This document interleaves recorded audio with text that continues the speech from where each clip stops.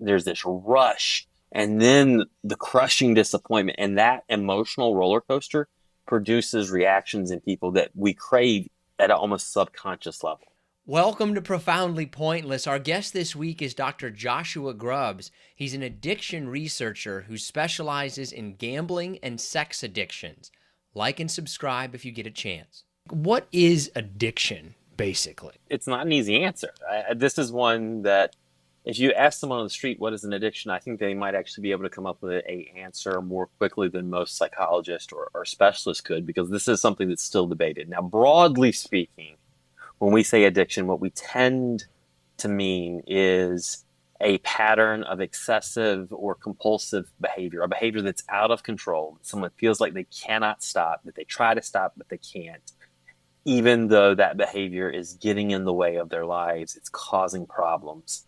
Normally, most professionals would also say that there's a chemical piece as well, right? There's this notion that there's things going on in your brain with neurotransmitters, typically being altered via and the introduction of a chemical from outside the system.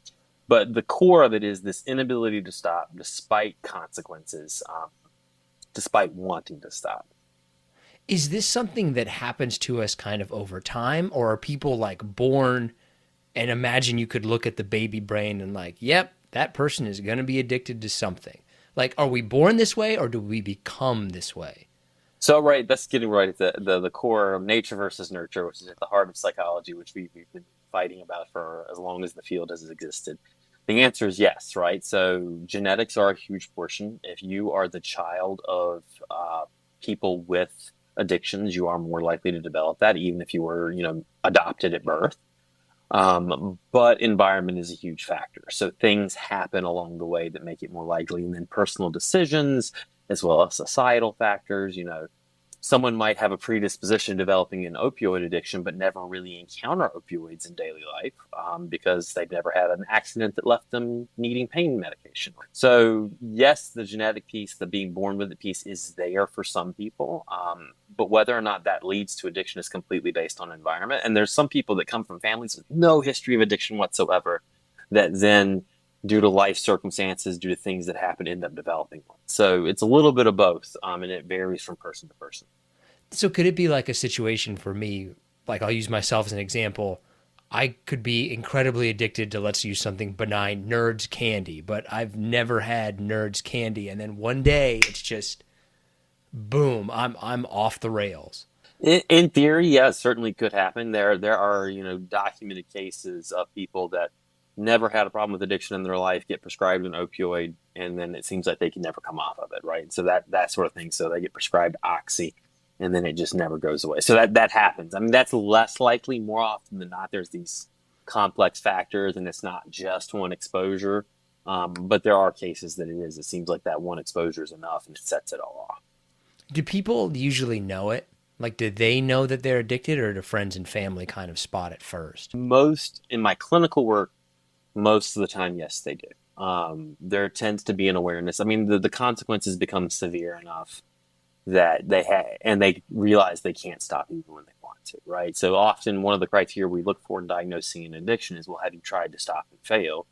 If you've tried to stop, you've typically acknowledged that something's wrong, right? And so there's an awareness that something's going on. Now, what's interesting is we actually see with certain behaviors, like say viewing pornography or sexual behavior, people will say they have an addiction even when they don't have one. And so there's actually an over-reporting with some behaviors, and other behaviors are less likely to be reported. Like traditionally, people with an alcohol problem um, often take a little longer to realize it's a problem than, say, maybe someone that was dealing with an illicit drug problem. There's just like social norms and awareness that might lead someone to really, I mean, the reality is that if you're using something like heroin that you're buying off the street, it doesn't take long to realize, like, maybe this isn't the best, and this is probably a sign that something's wrong. Whereas if you're, having 3 drinks a day after work, and that evolves into 4, evolves into 5, evolves into 6, it may take longer for you to realize, like, oh, wait a minute, this is a lot. This is a problem.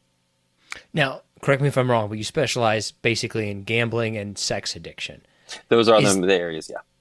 is that are they fundamentally different than other types of addiction, or is addiction addiction? It's just instead of liking apples, you like oranges. So the answer you get to that question is going to vary by the research professional you talk to. I'm definitely the one that says they are fundamentally different and functionally the same, which sounds like a weird distinction, and it is. In practice, with consequences in life, with how it affects your relationships, how it affects your work, how it affects your day to day living, they are functionally the same as most other addictions.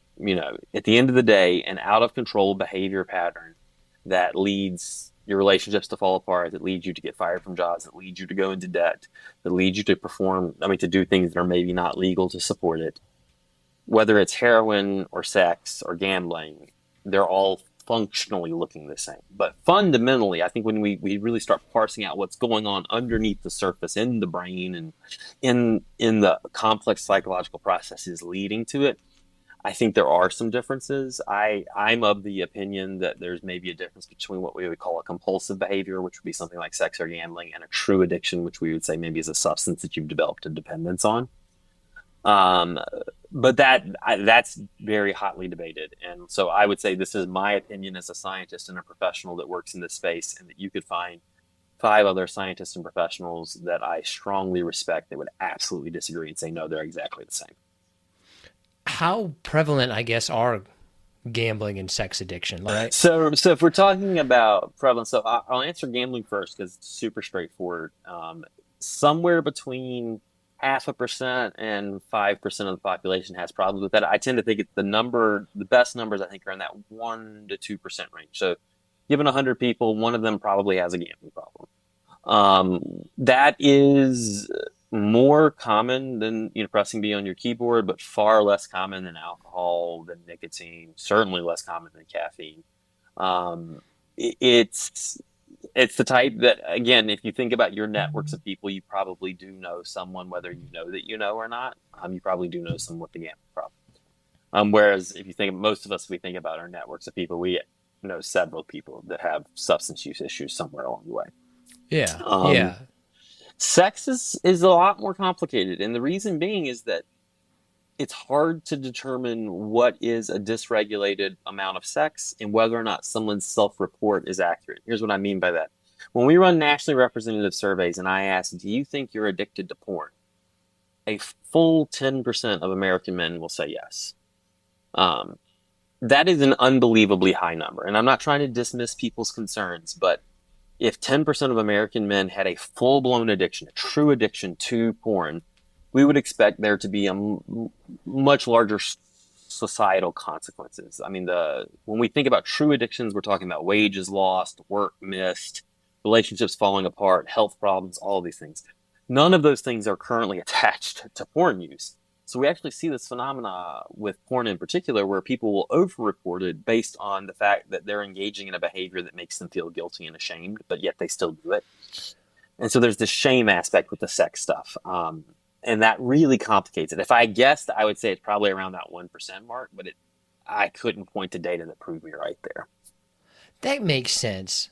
I'll use like myself as an example, right? Like I've certainly never missed work or anything like that, or like not spent time with family. But have I maybe looked at pictures when I probably should have been doing something else? Like, yeah. Mm-hmm. So is that kind of That's like, part of it. I mean, the lion's share of this shame and guilt phenomena leading to someone thinking they have an addiction because they're feeling guilty is in more conservative, more religious groups. And so if you look in conservative religious groups in the U.S., and so I don't just so evangelical Christians are an obvious one here, but it's the same for the Church of Jesus Christ of Latter-day Saints, like the Mormon Church. It's the same for conservative Catholics. It's the same for several other denominations as well. It also occurs in the Orthodox Jewish community. Um, there's an obsessive concern about how porn is ruining lives. And so there's a lot of messaging against pornography. So it's really heavily emphasized. You should never look at porn. Porn is bad. It's evil. I mean, there's verses in the Bible that people quote saying like, this is literally committing adultery. So when you're viewing porn, you're committing adultery on your spouse. And you get this messaging in people's head, and so they think, well, this is really bad, but yet I'm still viewing it once a month. I must have an addiction, because if it's this bad and I can't stop viewing it once a month, like that means I'm addicted to it. And it's like, I mean, you viewed porn for 30 minutes last month, and like, yeah, it created a lot of distress for you, and it probably created drama in your relationships, but that's just not the criteria I typically associate with an addiction.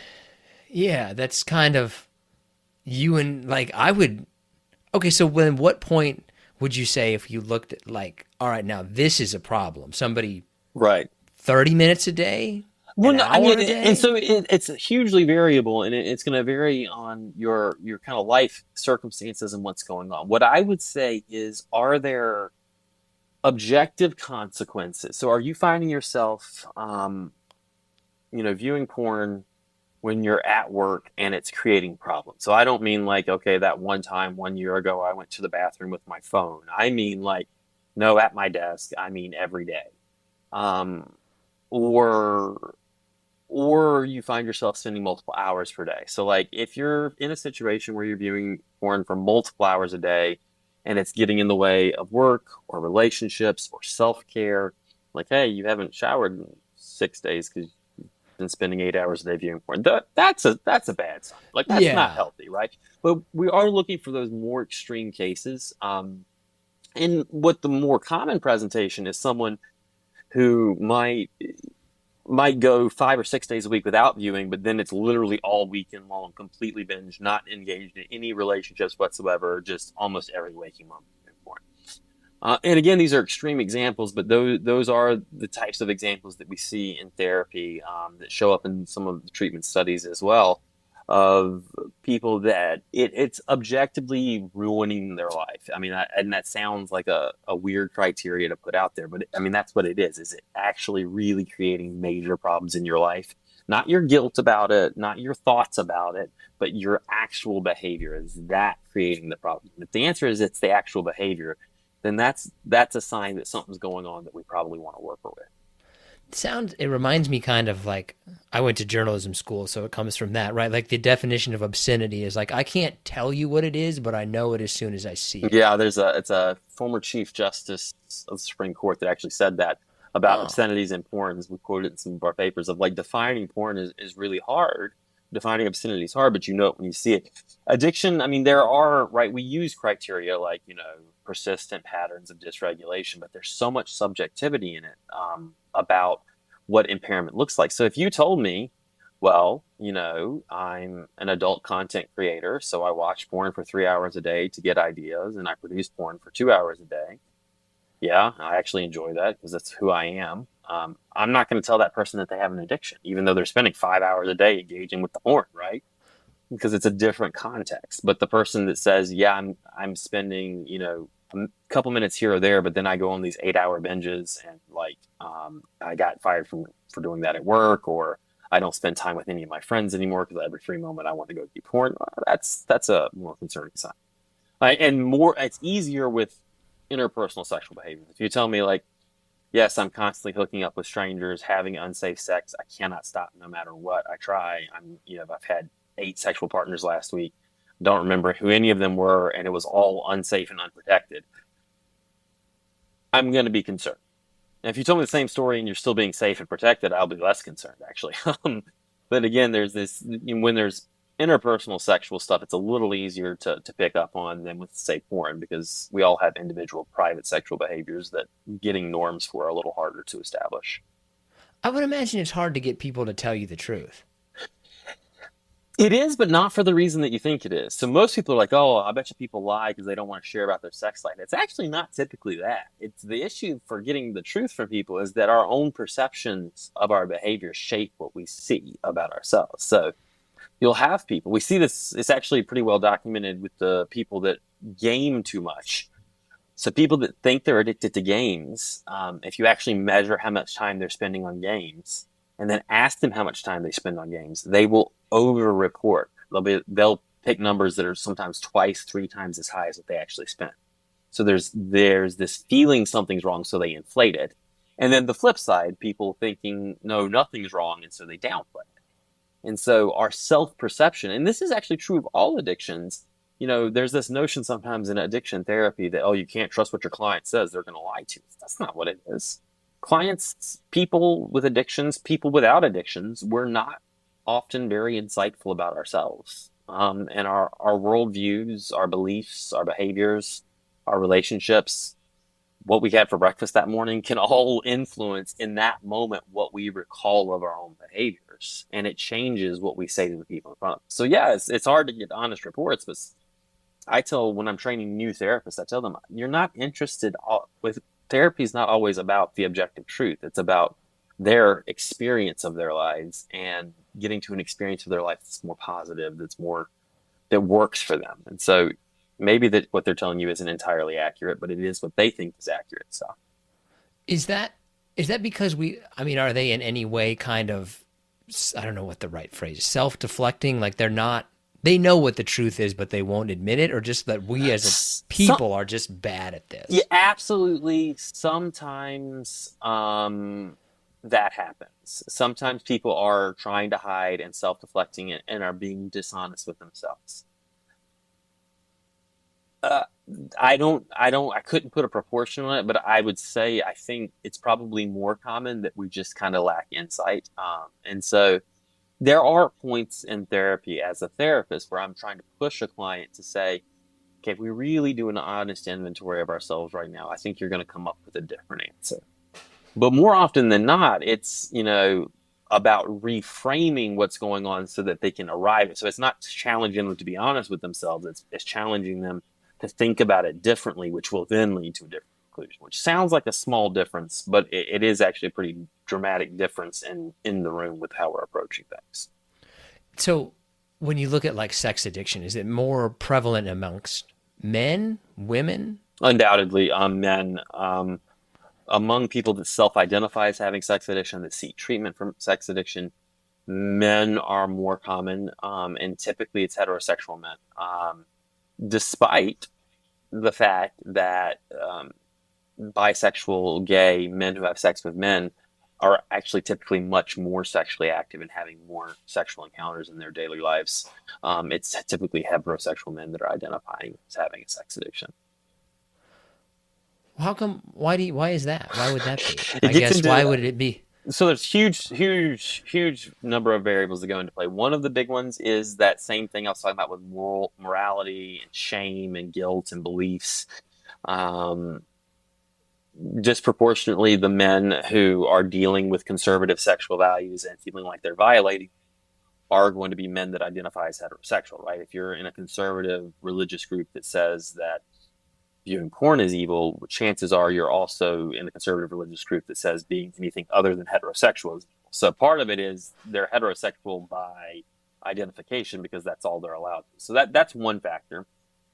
I mean, another factor is what's normative. There are, basic differences in sexual frequency, desire, drive between men and women. I mean, it's very complex, and I don't want to get into like gender binary debates and all of that kind of Yeah, stuff. yeah, But yeah. No, broadly speaking, on the whole, um, women are less likely to desire the frequency of sexual encounters as men.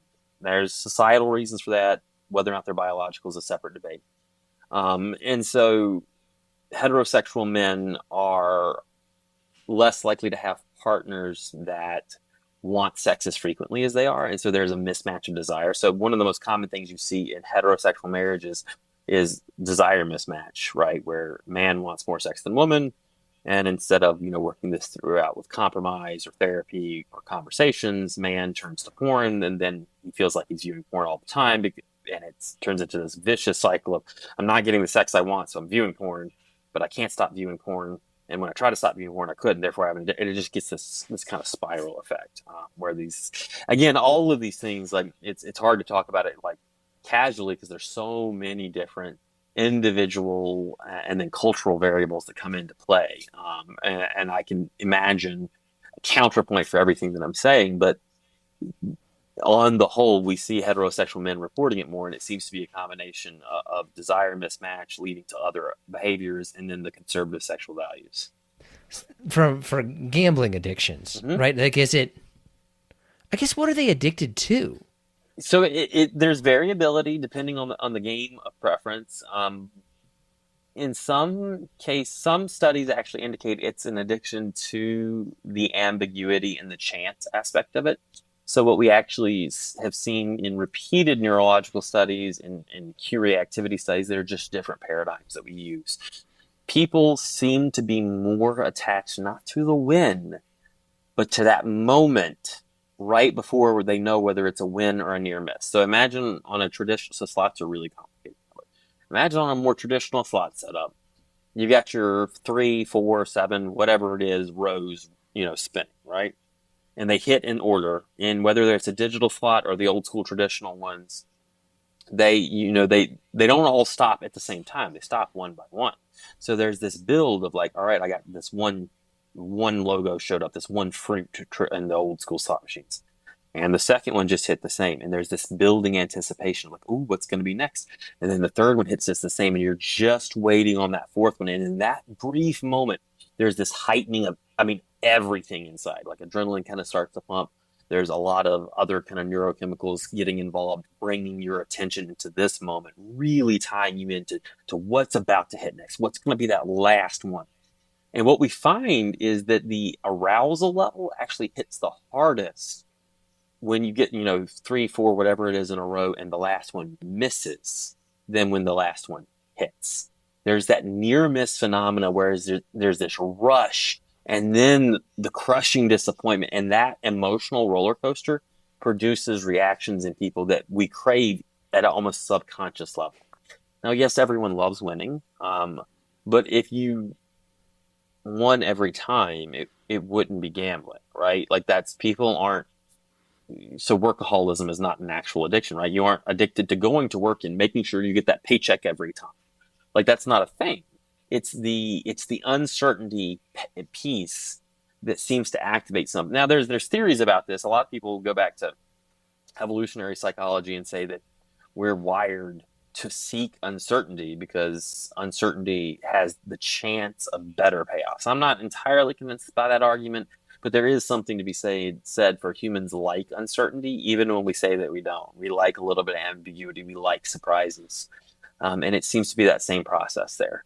And that's for slot. I mean, it gets more complicated when we're talking about sports and cards and things like that. But they all seem to be that same piece of that uncertainty, that moment of uncertainty. It's not when you win that hooks you; it's that uncertainty that you keep coming back for. I would have never thought it that way, right? Like I would have thought that they were addicted to the sensation of winning, but it sounds like they're really addicted to the sensation of almost winning and then losing Right. And because if of you like talk to most boom, gamblers, boom, boom. yeah, if you talk to most gamblers, they'll be like, "But no, it's the winning." And at a conscious level, it is the winning. But when we look at what's happening underneath the surface, it is that bump, bump roller coaster of that almost hitting it and then dropping.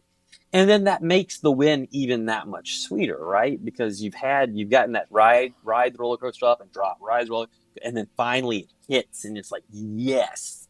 But again, it is that it's all built on the losses. Like you have to have the losses for the wins to be appealing. Does it matter the game? Like is there a difference between the person who's addicted to blackjack versus craps versus poker versus slot machines? So blackjack versus craps versus poker, actually, most often there's not a whole lot of differences going on there. Uh, I joked that the difference between someone who has an addiction to poker and someone who's on the World Poker Tour is how good they are, right? It's not that addiction isn't quite the same as what we're seeing with slots in particular, and the reason being skill-based games. Craps is kind of more chance. So blackjack and poker have more skill pieces. Poker being one of the most skill-based games with some chance interjected into it, and then everything gets progressively more chance-based.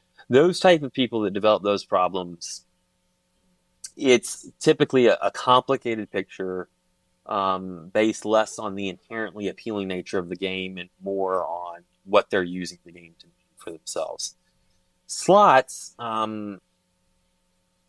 in practice, you see more people addicted to slots, to sports betting, to Keno, in more rare cases, like extreme lottery ticket buying, things like that. But for those people, there's often this clear use of the gambling as a detachment from something else going on. So we've documented this in a lot of our research that people with PTSD, in particular, are really drawn to slot machines, to games that are very kind of zone out and just bring yourself into the game. So, I mean, you could develop a slot machine problem without PTSD, but oftentimes we see the slots functioning as a way of shutting out the rest of the world, shutting off your internal world, and just being in tune with this one emotional roller coaster and not the rest of your life. It's chaos. Where that's a less common presentation for poker, things like that. Are you ready for some harder slash listener submitted questions? I'm always for some listener submitted questions. Can people really break the cycle, or do they just change one addiction for another? People can absolutely break the cycle, and I would challenge people to think that breaking the cycle doesn't just mean total abstinence.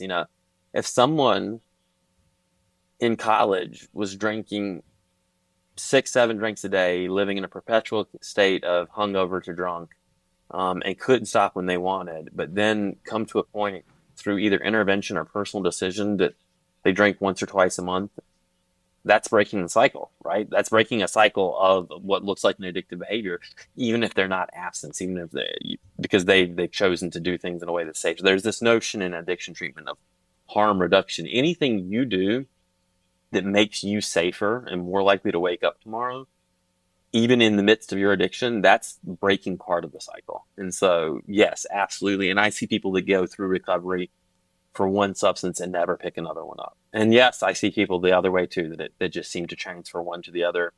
The person that had alcohol that goes to gambling, from gambling goes to sex, from sex they go to heroin. Like, yes, you see that. But more often than not, I see people that break the cycle or get to a safer place and they don't go back to that dark place again, and they move forward. What's that like? I guess then what's the secret in the therapy, or what's their secret? Like, what did I don't. I mean, I don't think there's anything as far as. I don't think it's a secret. I think it's a combination of getting the type of therapy you need. But a lot of people actually naturally remit, which is it's hard for therapists to admit. But it's over half of people that have addictions that recover without therapists whatsoever. Like they just, for some people, it is absolute just white knuckling it through it. Other people, their lives change. A relationship ends that was dragging them down. For other people, it's a series of gradual changes. Like I've met more than, I know lots of people that, cold turkeyed their way quitting smoking, but I know a lot of other people that was like, well, I used to smoke 2 packs a day, and then it came down to a half a pack a day, and then I switched to a vape. And I've been on a vape for 3 years now, but I only vape, twice a day. And yes, they're still, dealing with the nicotine, but like they're also their lung cancer risk went way down, all of those types. So like it's all sorts of different pictures that I see. And so it's not one size fits all. And one of the things, if someone's listening to this and is really struggling with addiction, they don't feel like they can get through. My only advice is keep trying. And if something's not working, don't just keep trying that. Like if you've been trying to go to AA meetings for 10 years and it's never worked, try something different. Like AA doesn't work for everybody. Works for a lot of people, doesn't work for everybody. So try something different. which does society demonize more, gambling or sex addiction? Sex. Yeah, sex, undoubtedly. It's because our society has got such a still such a strong kind of Protestant background. And if you look even politically, one of the major political parties in the country is very strongly aligned with conservative Christian sexual values. So right now it's sex. Was it that way 50 years ago? I don't know. Will it be that way 50 years from now? I don't know. Right now, though, I'd say it's sex. Are we more addicted now than you think that we were in the past? No, no. This is actually a pretty common idea. Like, oh no, thanks to technology and hyper palatable foods, this we're all developing more addictions for. I don't think there's any good evidence of that. I think addictions have been here with us. The reason we think that there's more now is that we're more aware of what's happening. We just get better at measuring what's around us the longer we go along. I think a good analogy is if you look at sports and sports statistics. And so you might sometimes listen to an old sports fan like, back in my day, we didn't have all these statistics. It's like, I mean, but they were there. Like these metrics were still happening, but no Right, one was right. measuring it, right? So like they, you'll see anytime you watch an NBA game, this is the first time someone's gone for this many minutes at this many scores at this many thing while wearing shorts that were this long or whatever, right? Like, and it Yeah. seems absurd, but like it's measurement. We're better at measuring things now than we used to be. The thing, this is completely aside, but the thing that I always wonder about is like, what did people in like the 1800s? They just look at clouds that look like a woman, or like, what were they? Their history of What were they doing? history of porn is one of the really. I mean, I'm not a historian, but I've read some of this work. You know, there's certainly evidence that people were marketing erotic drawings hundreds and hundreds of years ago, thousands of years ago. It took less. It took only just a few short years from the invention of the camera to the selling of nudes. The reason that Blu-ray won out over what was it, HD disc or whatever it was because the Oh porn, yeah, I heard that about yeah, right porn in industry was, Betamax. yeah, Betamax is what it was. And this is consistent. Like we have always used the technology at our disposal to produce images of sexuality, whether that was drawing on paper to now with full-blown virtual reality. Are we all addicted to something? So I think if you think of addiction in terms of functional impairment, like is this behavior creating problems in your ability to exist in life? The answer is no. If we're thinking about addiction in terms of is this something I can't stop even if I wanted to? Then yes, right? So like yes, I'm absolutely addicted to caffeine. Like I traveled abroad a couple of years ago before COVID, to a country that did not have easy access to coffee, and I had withdrawal headaches for 2 days until I finally found a Starbucks. It was 16 blocks from my hotel, and I walked to it every single day from there on out to get coffee. That absolutely sounds like an addiction when you describe it. But Sounds like an addiction. right? But All right. functionally, right now at home, 3 kids and wife at home, I get up in the morning, I make coffee, and I don't have problems. And so, like, is that an addiction? A true addiction? Probably not. But in a different set of circumstances, could it be seen as one? Probably. This one's a little lighthearted. Um, where on the scale of addiction studies are you? Like, is the gambling and sex addiction person cooler than the person who studies like addiction to eating salt or addiction to something else? Like, Right. So, I mean, I are think you that the depends on who you ask. Um, Depends on how you define cool. Right now, if you want to talk about being able to get grant money, and who's able to get the money to do the work they want, then we're at the bottom of the totem pole. But if you want to talk about the ones that people are the most excited to talk to and interested in, I think that we get a lot of public interest because the public's interested in these things, even if the funding agencies aren't. yeah, they can't really fund it as Yeah. much, I guess. Yeah, Public is historically not. Gambling's getting there. Eventually sex might, but sex it just gets so wrapped up in the politics of it all, right? So so that kind of a question that just jumps into my head is right. Like, so what do you think about gambling was hush hush, no gambling, only in Vegas. Now you see fan advertisements for it left and right. hmm Like, I guess, what do you think about that? Is this a new wave is coming, or like, what do you? I don't I see, sometimes you see people that are very pro gambling saying there's not going to be any problems, it's just a new economic activity. And then sometimes you'll see people that are in the anti-gambling community say this is going to completely restructure society as we know it. And I think both are completely wrong. I think of it in terms of, if you think about people being predisposed to developing a problem with addiction, and then I mentioned really early on in this kind of podcast that, well, sometimes you might be predisposed but are never exposed to it, right? So you might be predisposed to develop an alcohol problem, but for whatever reason, you just chose to never drink in your life, and you never drank, so you never knew that you were predisposed because you were never exposed to it.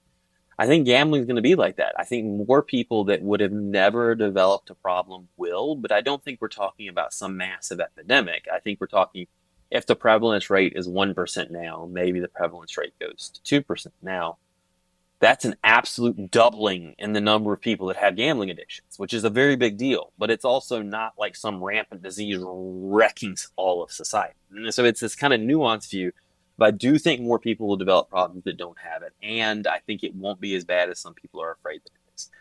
I am concerned, especially with the fact that a lot of states are legalizing the ability to gamble from your phone. The privacy aspect of it scares me a little bit. It's easier to be responsible with your bets when you know people are watching you. But if nobody's watching you and it's not real money and there's not chips on a table, it's just numbers on a screen, I'm concerned, but it's a cautious concern, not a. I don't necessarily believe that it's definitely going to be a huge problem. I want to see what happens, and that's what a lot of our research now is just documenting trends over time. Most interesting gambling case, most interesting sex addiction case you've had. So I can't talk about specific client details publicly, right, because of HIPAA and various other protections. I think though some of my most gambling cases are the ones that have won big, and I don't mean like they won 5,000 or 10,000. Like I have cases that have won 1 or 2 million either via lottery or via some just insane casino payoff, and then lost it all. Just I mean, it says something to say I was up $2 million at one point, and now I'm in the whole 500,000. I mean, that speaks to what's going on. So that's that. And then sex addiction. It's not actually the sex addiction cases that are the most interesting to me. It's the ones that think they have a sex addiction when they don't. So like talking to someone that might say, I'm addicted to porn. I'm like, okay, so when was the last time you viewed porn? Well, 3 weeks ago when I was in the supermarket, I was at the impulse counter and I saw this very scantily clad woman on the magazine and I thought of what she might look like naked. You're like, yeah, but when was the last time you looked at porn? And that's what they meant. And it's like this completely warped view of the world based on just complete concerns about, not looking at a woman with lust in your eyes, which is, a thing that comes up in Christian faith a lot. And like, so that's fascinating to me. Again, not a true addiction, but a fascinating worldview to kind of work with in the therapeutic room. Very hard. Doesn't actually work out very well sometimes, but very, very interesting. Yeah, like what do you do in that kind of circumstances when maybe somebody thinks they have an addiction, but it's not really an addiction. Right. Well, if someone is coming to me and asking for help, then I believe that they're a person that's in front of me that needs help. And so sometimes the help is addiction treatment because you have addiction related kind of behaviors. But sometimes that's something like the term we use is acceptance and commitment therapy. It's kind of a school of thought, a type of therapy that's focused more on learning to not get so caught up in the struggles. Basically, being able to say, I fell short of my goals. That is in the past. I am moving forward. And so I'm not saying I don't try to tell, if my client's a conservative Christian, I'm not going to say, well, first you should be an atheist and then you should be okay viewing porn. Like, I'm not going to say that. I'm going to say, okay, what are your values? How do we live up to those values without causing suffering in your life? And what does that mean for you? And so it looks a little different for everyone, but oftentimes it's about learning not to hate yourself when you fall short of your values and learning not to obsess about those values when you're living up to them. And so it's this balance of trying to just kind of even things out. Do people like when maybe they cure the addiction, but can they ever get over a sense of shame? Like Hmm. that, oh, I was a gambler and I lost $10 million or whatever, and I don't gamble anymore. But then, do they ever get over that? The aspect that they were. Oftentimes, the negative emotion around it goes, that the shame goes. So there'll still be some regret, right? Feeling like I wish it hadn't been like that, but it doesn't carry the same pain. And a part of that is if you think about a lot of recovery groups, so whether it's AA or GA or 12-step groups, or there's lots of other groups that aren't 12 steps that are different patterns. They're built on you telling your story pretty often. And the more often you tell a story, it's the same thing for PTSD actually. The more often you tell that story that causes you pain, the less pain it causes you because you just get used to telling the story. It doesn't mean that you couldn't find the pain if you wanted to. It doesn't mean that there's not still some emotion there, because of course there is, but it becomes less painful because it's just your story at that point. And the bigger thing we deal with is when somebody has an incident where they slip back into something. There's often crushing shame, and then that crushing shame is like, well, what's the point in anything? Might as well keep going. And it's like, no, a incident. You've been sober for 10 years and you had one drink. That doesn't mean you need to give up and have 10 drinks a day for the rest of your life. It just means you had one drink, you slipped up. Time to get back on. I always wondered if John Daly was like a good example or a bad example of Hmm. somebody that was addicted and really had some trouble with it, stopped for a long time, and then just seems to have become okay with it, like in control, but still doing the thing that he was addicted to. Yeah, I mean, it's tricky. I hesitate to point out like exemplars, like of somebody that is the Yeah, good yeah, no, I example, know right? what But you like, mean. I do think, like I said earlier, whatever you're doing that makes it more likely that you wake up tomorrow morning and that the people around you aren't getting harmed by what you're doing is a step in the right direction. And so, if the thing is, if you know, like, I'm going to end up using and I cannot stop it, but you learn a way to do that that doesn't put your life in extreme risk and isn't actively hurting the people around you. I tend to think of that as, I mean, good versus bad is one way of thinking about it. I think of that as a better direction to go than just going full bore, you know, Is it always bad? Is addiction. addiction always bad? It depends on how you define bad. I think of addiction oftentimes as a reaction to what's life's got going on. So sometimes people turn to addictions because what's going on in their life is so bad that they don't feel like they can face it without it. And I've worked with people with addictions that will say, well, if I hadn't had that substance, I would have just committed suicide. And in that situation, it's a hard thing to say that that was bad. It may not have been the best thing for them, but it's hard to say it was bad if they think that that kept them alive. I've heard that phrase before. And I think that that's one aspect. I mean, the other aspect of it is as humans, we're always balancing enjoying life and accomplishing the things that need to be accomplished. And it's not inherently bad that sometimes that balance gets out of whack, where we get a little too far on the enjoyment side of things, and we need to pull it back. We need to rein it back in. Like, I mean, so again, I don't think I would say it's always bad. Yes, we want people to be safe, but sometimes people are going to engage in substances. They're going to engage in behaviors. Sometimes they're going to get a little bit out of control, and it doesn't have to be the world. I would imagine that that's true in the sense that like people don't get addicted to something for no reason. Like, are they usually kind of using it to compensate for something that might have been the worst option? Oftentimes that is the case, yes. I mean, there are pure physiological addictions, if you will. There are these moments where people purely just develop a dependence on something and they can't stop because they're dependent on it. But more often than not, yes, it is the addiction developed because the other options seemed worse. Now we can debate on the outside whether it was or was not, but for the person living it, that's what it felt like for them. And that's, I mean, for me, that's part of being a non-judgmental therapist is realizing that what led them to this point is not just some deranged, desire to have an addiction or just a lack of self-control or being weak. No, what led them to this point was a set of options that said, no, this is the option that makes the most sense for me. And if we can understand that, a lot of times addiction therapy is about making sure that there's better options there so that addiction is no longer the best option. Yeah. Kind of like I can confront my childhood filled with abuse or I can drink alcohol. Yeah, Like, well, and I'd drink alcohol is what I would do, right, right? and that Like, that happens, and there may come a point with the right supports in place where confronting that abuse makes more sense. But where you are for whatever reason right now, it just doesn't, and so you choose to avoid it via substances.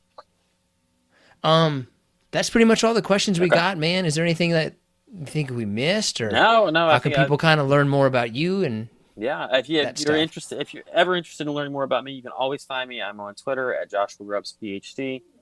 My website is joshuagrubbsphd.com. Both of those are probably the best ways to kind of catch up with me.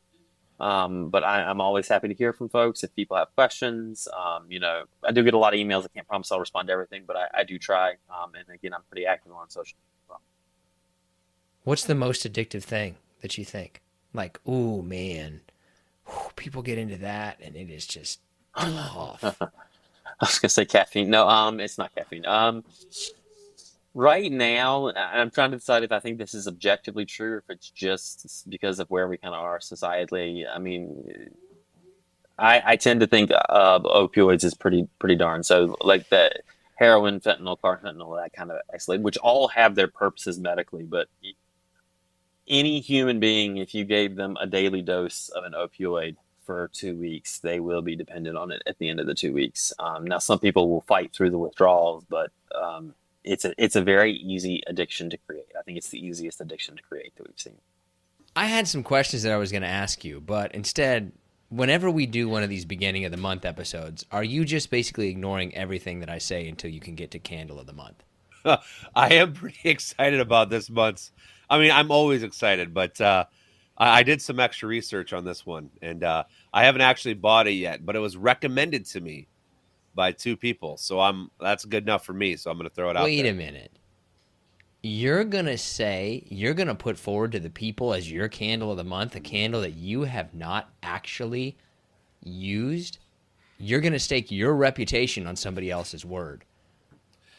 I am. I trust their candle connoisseurship. Do you have a planner that you write stuff in? Like to keep track of the candles that I talk about. No, just like in Oh, general. Like, are you a planner person? Like, I'm going to write this down in my calendar. I'm just finding that the older I get, the less I remember. So I'm almost thinking about like starting a diary. Hmm. I think men have to call it a journal. Okay, a journal then, not a Right. diary. Like, I couldn't tell another man that, like, hey, man, I got a diary. But I could be like, oh, yeah, I have a journal. You can call it whatever you want. I think I just need to start remembering. Plus, I kind of want to just remember the days. Like, do you even remember what you were like in February? What you were doing? What you were watching? What your interests were? No. But that probably means it really wasn't that important to you at the same time, right?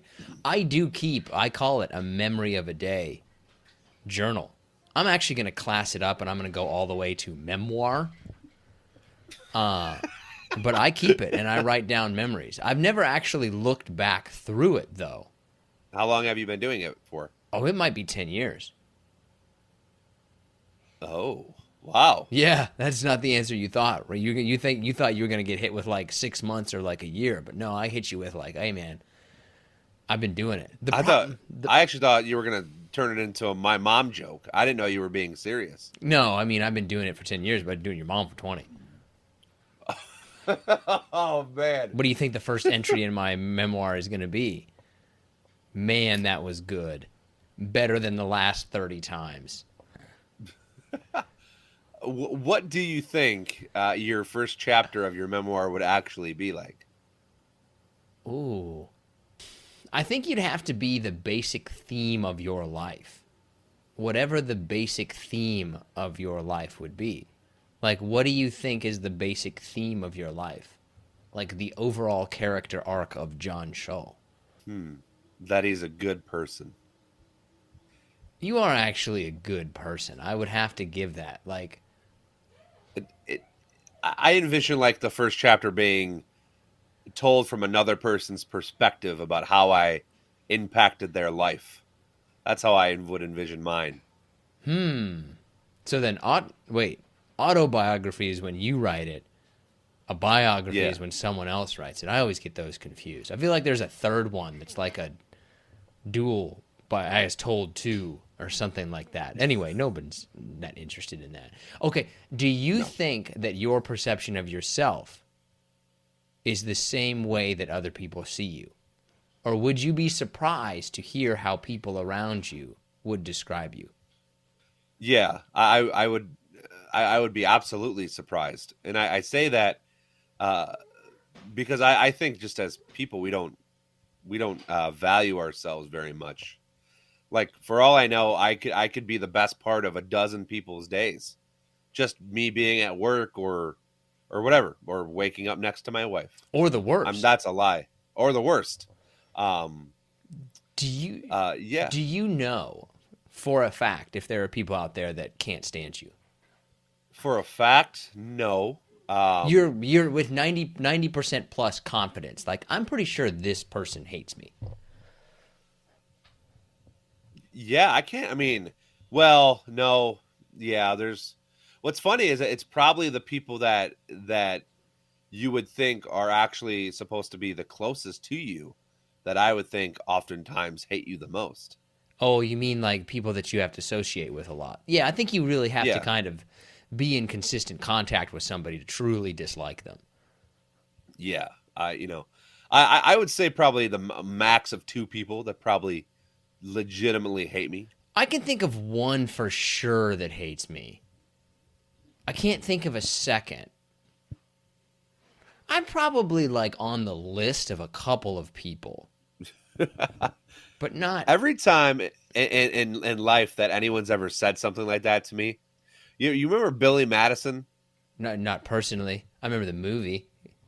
Oh well, I forget his name. Steve Buscemi. He's like a serial killer, and he has a list of people that he wants to tick off. And Billy Madison's on there, but then Billy goes and apologizes to him for making fun of him, and he crosses his name off the list. That's what That's what I envisioned when you just said I'm probably on a few people's lists. They're just getting to me. I can think of one definitely for sure, but I can't think of that many others. On the topic of our guest that we had this week, though, have you ever been addicted to anything? Yeah, I'm addicted to everything. I have an addictive personality. I can't just do something. Like I can't. For instance, the best example. It just happened to me. My dog pulled out or pulled down one of my curtain rods out of the wall. So obviously you have to put it back in. You have to anchor it, whatever. But instead of just doing one, I went around and checked every curtain rod, and the ones that were kind of fugly, I redid. I think that's obsessive compulsive. I don't think that's addicted. Like, you're not addicted to reinstalling curtain rods. I think that's Okay, obsessive compulsive. I mean, alcohol, gambling, fun times. That's I mean, it's tough. That's what's difficult, is that so much of what is fun in life is kind of bad for you. which is shitty if you really think about it. I wonder, though, if it wasn't bad for you, if it would still be fun. Kind of Well, I bad for you, mean, right? Like alcohol, we could have this debate, right? Like, it's pretty obvious, like, hey, you know what? You probably shouldn't do heroin. I don't think that there's any positive health benefits for heroin. But people understand what we're talking about, right? Like, alcohol, not the worst thing that you can do. But what if it was like drinking water? And it was like, hey, would it still be as fun? well, that's the thing. Some people are addicted to that, right? Like, look at The Rock. You could say he's addicted to self fitness or whatever. No, I think it's probably Physical fitness. steroids is what it is, really. Well, I mean, whatever. Um, yeah, but I would go on a limb and say that addictions are 90% bad to 10% good. I'll say 96% bad to 4% good. Well, I would think that pretty much being addicted to anything where it's like impacting your life, the definition of addicting is probably almost 100%. But I know what you mean, right? Like, it's Yeah, usually like well, people can be addicted to exercise. yeah, like if you're addicted to whatever, eating vegetables, that's not a bad addiction. I mean, you're gonna have some pretty smelly ass farts for a while, but it's not terrible. I will say we don't need to get into addiction, but it's a serious thing, and yeah, it definitely can lead you down some paths you don't want to be on. Yeah, we're probably not really qualified to be talking about this. Well, I mean, you're talking to a guy who has had to regrow his liver twice, so I'm not necessarily qualified, but I've been down some dark roads. I think we all have. Yeah. I can't say that I've ever really struggled with something that I've wanted to stop doing and not been able to. But it's interesting what you talked about is like you might have something, you just haven't discovered it yet. Like it could be like, who knows in the future, right? It could happen at any moment. We should probably just move on. All right, are you ready for your shout outs? I am. Hold on. Let me bring them up first. So you're not all right, ready. Here. Not ready would be the answer there. I know. I second. was expecting to go down a rabbit hole on the whole addiction thing. Yeah, I but, figured we don't know what we're talking about. We should probably just bail out on that one. Well, that would be this entire 4-year podcast. All right. Let's see here. We'll start with Holden McElroy, Johnny Stone, Phoenix Lithal, It's not. Thomas This can't be real. Okay, but this is just Phoenix. Thomas Raymond, Joe Sheehy, Rico Wee, PJ O'Reilly, LeVar German, and Charlie Mason. You all get the shout outs for the day. Congratulations. I will never get tired of the way that you do these. You've never seen the word before. Like to her, it's kind of embarrassing. The I think people don't want me to say their name, so they don't follow us on purpose. It's probably a smarter play. Also, what's up with your sign back there? It's looking a little mangy. That's the point of the profoundly pointless sign. Like other people have fancy studios, we have a piece of notebook paper where we wrote profoundly pointless on it and then hung it to the wall with duct tape, which has since been marked up by 2 children and chewed on by a dog. I was gonna say something. Are those teeth marks? Those teeth marks by the dog. Huh? Still the original sign though. Holding on for dear life back there. Man.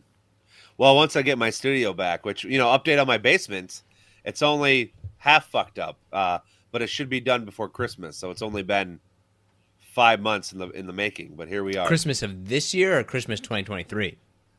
Christmas of this year. Okay, so that means summer of 2023. Yeah, well, the rising costs and everything makes me want to quit now. Here we go. Okay. You want to hear some bullshit? Let me tell you some bullshit here, real fast. I gotta say one thing. This is the problem. This is why people start to dislike. This is why younger people start to dislike people in their 30s as they get older in their 40s, because everything becomes about the conversations about their house or their children. Listen, I just want to say this, and then we can move on. How long before, in any conversation you would have with somebody, how long before either the house, the children, or the weather comes up? 30 seconds? A minute? How long before one of those 3 things gets brought up in any conversation you have with somebody? It's probably one of the first sentences, probably within the first 30 seconds. Right. This is what's happening. Anyways, what my point is, I know I'm getting old because go to Ohio this weekend. I live in Michigan. Went to Ohio to see the mother-in-law. How is Big Deb? Does she listen to this podcast? Can I say Big Deb? Should I not say Big Deb? Anyways, paid $4.20 a gallon of gas here in Michigan. Ooh, it's cheap. I don't know what it is in Seattle. It's $6. Drive 60 miles to the Ohio border. It's $3.59. How is it 60 cents more a gallon 60 miles away? Or 60 cents less a gallon 60 miles away? Well, I almost crashed my car into the gas station. I was so floored. Well, wait a minute. Did you buy gas the first time in Detroit and then left the metro area and went more into the countryside? Because there's your answer right there.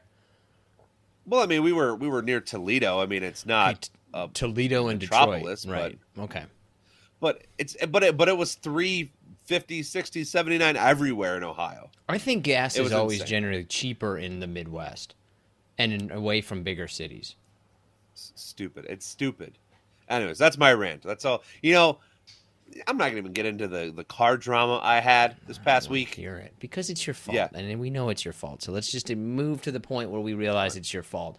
And can we go? It's fine. Right? The candle's burning here. Yeah, let's go. All right. Got a couple of bangers for you.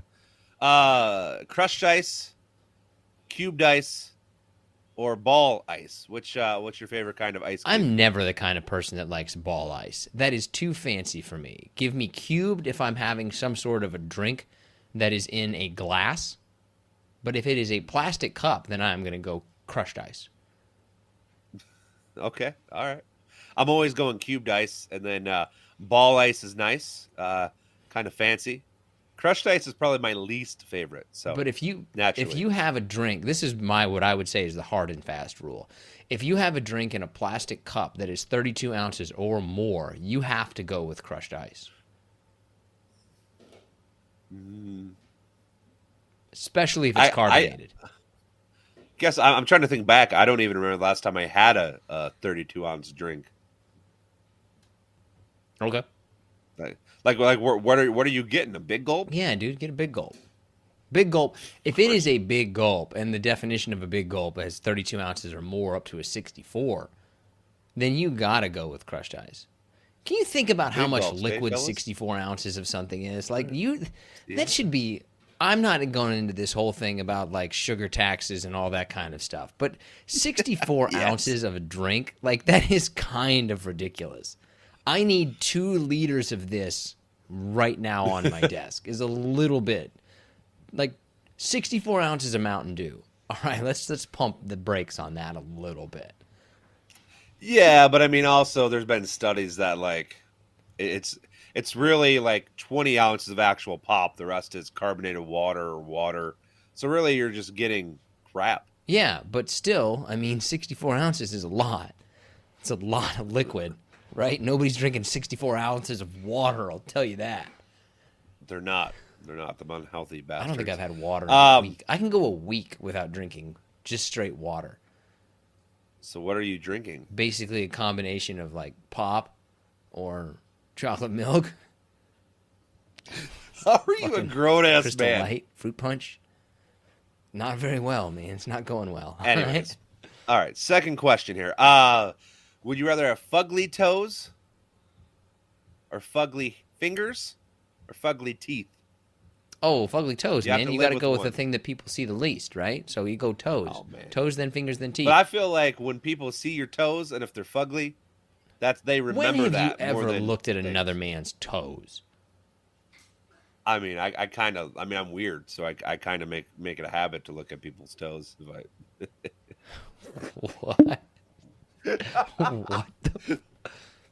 Like, is That that was- your that was a jam? weird If that's your sentence. jam, You- actually, that you thought I actually was drunk makes the other that reason. actually makes more sense if that's like your jam. But if you're just like randomly looking at people's feet, it makes no sense. I wasn't randomly looking at people's feet, but if if you're at the beach or at a water park or something, my eyes just kind of always gravitate towards their feet, the people's feet for some reason. Okay, so that I feel like that happens only one of 2 reasons, right? Either because you're self-conscious of yours and you want to see what other people's look like and comparatively, or you think yours are really good and you want to compare yours to other people and be like, that guy may be 6'3", 250, ripped out and have a huge package, but his toes suck.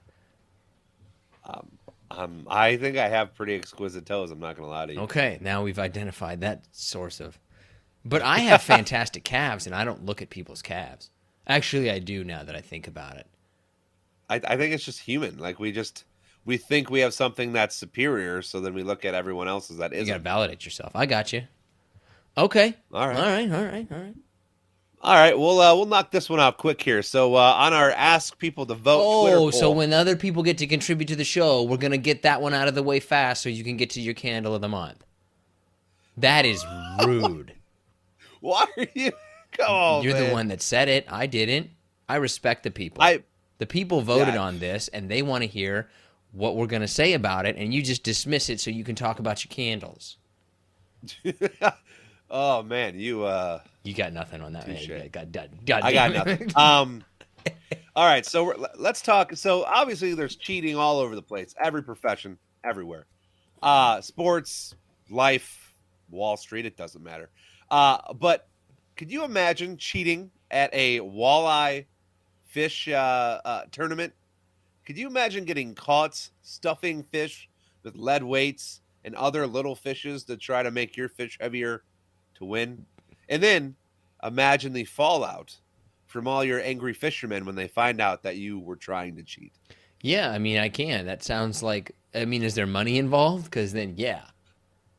Yeah, it was. I believe it was a prize of almost $30,000. That this, I don't know why people aren't cheating. What is the least amount of money that you would cheat for? The prize is this. I'm still gonna cheat. Well, okay. So, like, what would happen if I got caught? Just return the money, or would I go to jail? No, just immoral, not illegal. Oh, 1,500. Oh, I'd cheat for $100, honestly. Yeah, I mean, Maybe even 20 if there's not a lot of people involved. yeah, $100 can buy you still. They can still buy you some things. So Now that I think about it, I play the game Sorry with my children who are 6 and 3, and I cheat to win. I cheat for that's free. quite terrible. Yeah, that's quite terrible. But They it's don't know fine the because nobody difference. expects anything less from you. Yeah, well, if you're not cheating, you're not trying. My I my applaud almost that person. 4 year old was my almost 4 year old was beating me in a race, and I kind of nudged her to knock her down so I could win. If that makes you Wait feel a any better. minute. She was really beating you? I mean, she had the upper hand. I mean, I was on. I wasn't really running, but like she thought she was gonna win, so I had to do something. So, I just nudged her a little bit, and God, your 4-year-old she girl got is outrunning you. You've got to she do got off something. balance. You got I'm working on it, man. I need to I'm work a working little on it. harder. Pumpkin roll, baby. Eat that pumpkin roll. What? Pumpkin roll. Check it out. If you've never heard of pumpkin roll, try it. It's probably the best, one of the best fall desserts there is. Okay. You should, yeah. I mean, if you want to get outran by a 4-year-old child, then go ahead. Continue on the path. Yeah, well, Are you ready? You want me to do your introduction? yes, please. It's time for the outlaw candle connoisseur himself as he wipes the spit off of his mouth from the excitement from the candle of the month. What's the candle of the month? Burn it up. I won't give us much credit for many things, but you name me another podcast that does this. All right, a candle of the I month. mean, there's probably a I whole podcast dedicated to candles, so. yeah, but they're not. They don't know what we know. All right, this month's candle comes to us from Yankee Candle. It's Yankee for all of you who thought I said something else. And the description before I get to the title: the autumn evening invites with brisk earthy notes and dreamy interludes of lavender and woodland whispers. Damn. Dun, dun, Damn. dun. Crisp fall night is the candle of the month. Like I said, it's on. I was on back order because it is a bestseller. I also believe it's on sale if you want to head over there and check it out, half off. But I will have it soon. But a couple people recommended it to me. I took a look at it. It looks awesome. Color looks great. Comes in 2 and 3 wicks.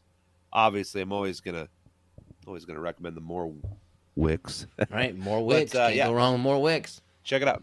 Crisp Fall Night is the candle of the month by Yankee Candle. Now, when you get a recommendation, right? Like, how does someone say you should try this candle? Have they just randomly give this to you? Like, how does this go that you just get suggested candles by people? I mean, some people stop.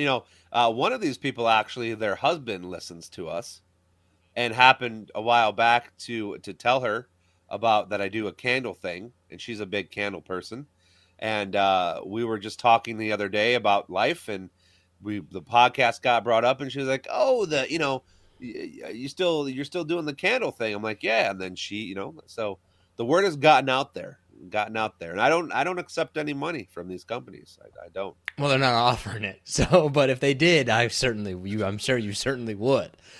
Why do you have to blow it? Let the people think what they're gonna Here's think. my other question for you, right? Let's say one of your candle buddies, a woman, wants you to go candle shopping with her, and your wife isn't coming. Could you get away with going candle shopping with another woman? Yeah, absolutely. Whoa. 100%. Yep. I have no doubts. I have a fantastic wife who would never stand between me and my passions. And I don't mean going shopping with other women. I mean going to a candle store. Okay. Is there a candle destination that you'd like to go someday in your life? Like, football fans want to go to Canton, see the Hall of Fame. Where does John Shaw, candle connoisseur, want to go someday to see the best candle store in America? I actually don't know if there is a candle Hall of Fame. You think there is? Probably not. Oh. They've all burned away. You know what? Yeah, I've right? lost interest. Are you ready for our top 5? Just so you know, there's a National Candle Association, which I think I need to be You involved got in. us to But join up. yes. You could be president someday. Oh, thank you. I could be anything I wanted to be, except an astronaut, because my mom told me I was too fat from age 5. Hmm. So, all right, Well, let's move on. technically, she wasn't. I mean, she wasn't. It wasn't wrong. Yeah, what a way to crush a child's dreams. Well, would you rather be told you're too fat or too dumb? Yeah, that's right. Like you could do something about the one. Oh, that's tough though, man. Like if someone were to come to me and go, "You could go into space, but you're too dumb or too fat." I almost think I'd rather be told I'm too dumb because at least I have a legitimate reason. Oh yeah, I could see that. Right? Like, well, what am I gonna Yeah. do? Nothing I can do about this. Like, yeah. Anyways, That's let's the way move it on. goes. Top 5 things you don't want to get the cheap version of. My number 5 is a mattress. Mmm. Yeah, I would agree with that. Yeah, you don't. As I get older, it's kind of a theme of this episode, getting older. As I get older, I'm realizing that having a good mattress is important. Like getting a good night's sleep, which I don't, but at least laying in bed in a comfortable mattress is important. How much you spend on your mattress? Oh, I don't know, probably. I mean, I know it was a couple thousand Damn, dollars. I mean, I know it's not that much, but it was that's enough. mine So was like $500. What the fuck are you buying? I don't know. We got one of these Tempur-Pedic memory Oh foam ones. I shit. don't know. But like I've had a shitty mattress. If that's all you can afford, that's fine. But I can tell you that having a nice mattress, it's going to be around for a while and it's comfortable. And my back doesn't hurt every morning. Hmm. Hmm. Okay. I think the most I've ever spent on a mattress is $500. Oh well. You went, Even now, like you're still sleeping on a cheap mattress. Dawn! Dawn! Oh boy. I gotta call one of my kids if I find out how much our mattress is. I'll tell you this right now. If it's $1,000, I'm gonna be pissed off. Of course it is. I'm gonna find The out. fact that you don't know how much it is means it was expensive. I know. I don't want to find out. My number 5 is toilet paper. Don't go cheap on toilet paper. Get the nicer stuff. I actually I have something along those lines, but it's a little further down my list. So, Okay. but I agree with you. Number 4. So my number 4 is shoes. Yeah, that's a good one too. That becomes for people who are younger listening to this. As you get older into the mid 30s, you gotta get better shoes. Yeah, but I don't want the young kids who listen to this to think that like a pair of Jordans for $180 is what I'm talking about. I mean like a good, comfortable, durable pair of shoes. Like I might buy 2 to 4 pairs of shoes a year. Yeah, you gotta forget about style and start going with structure. Like it's gotta be a well made pair of shoes. You got to, man. Yeah, you got You it. got to. Knees It's and important. back, ankles, neck, shoulders. Everything hurts as you get older. Oh, it does. My number 4 is a haircut. Don't go get a $5 haircut, right? Like, I mean, I guess coming from us, by the way, if you're listening to this and actual have like a hairdresser or get your hair cut by a professional, don't listen to this. But my haircut's only like $15. I mean, I don't think that's expensive at all. I go pretty cheap with a haircut, but I'm just not going snip and clip $6 cheap, right? Like, I'm gonna go up to the $12 to $18 range. Yeah, there used to be a I forget the chain, but it was like $5 for a haircut or something. Yeah, well, And, it's gonna be worth yeah. $5. You do get what you pay for. What's your number 3? So this one's kind of a cop out, but I have paper towel, kind of along.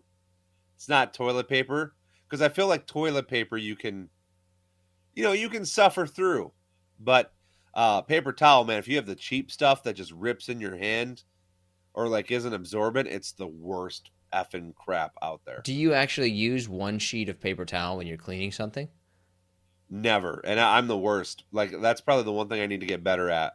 Well, the one thing that's something I need to get better at. I don't think I've ever used less than probably 3 pieces of paper towel for anything that I'm doing. I'm even worse though with toilet paper and Kleenex.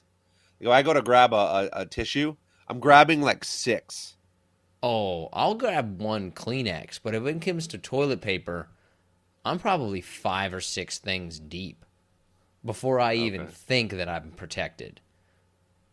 I could never just rip off one piece and do that. I don't think anybody ever has, to be honest with you. Did you do your number three already? Yeah, I just did it. My number three is any repair you can't do yourself.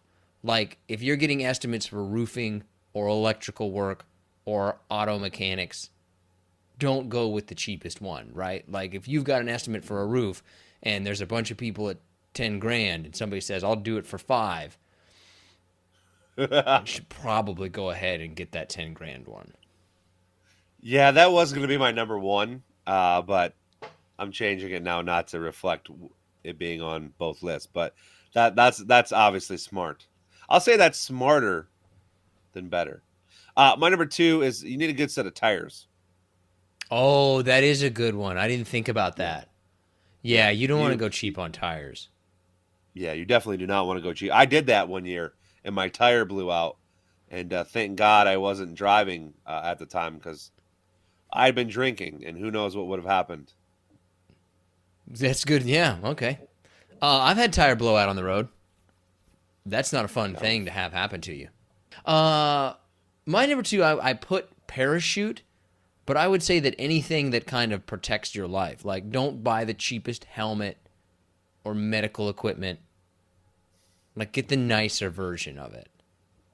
Okay, I mean, I'm a little iffy. Like I'm looping medicine in there too, like with the medical stuff. Most of that stuff you can get much cheaper generic versions, which is just the same thing. But Yeah, but I'm not talking about like medication. I mean, like, look, if you're gonna buy a well, helmet, don't get the cheapest motorcycle helmet you can find. Like, let's get a yeah, nicer one. you don't want to end up concussed. You gonna bring up your boy Tua? Say something offensive again? No, I'm not. I wasn't offensive. At least I didn't think it was offensive. I don't know. My number one, you do not want to go cheap on food. And food, I mean, from the grocery store to restaurants, obviously you're paying for what you get for the most of the time. I mean, I think we've talked about it before about my distaste for like Kroger cereal when I could get the name brand for 30 cents more and it's much better. I actually completely disagree with you. Not only do I Okay. disagree that that's not worthy of being on the top five, I would actually say the opposite. Right? If I had a choice between the nicest Mexican dinner I can find or Taco Bell, I'm going to Taco Bell every day of the week. Like, hey, you want It's to go fun. to I mean, La Fancy Pants? No. You want to go to Taco Bell? Yeah. yeah, but it's also coming from a guy who, you don't cook very much. I don't think Give you. me the garbage. Yeah, Give well, me the $1.99 mega box of cereal. it pains me when I'm walking, and I've there's only one store that still has these, but it's the big plastic bags of cereal, like the 10-pound bags, and I'm like, that's dog food. Like that is dog food that people. And I listen. I'm not. I want to make this clear. If that's what you can afford, great. Like I've been there. I get it.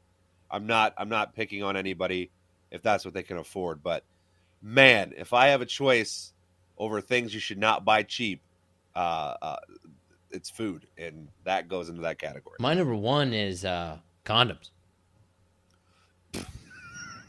birth control measures.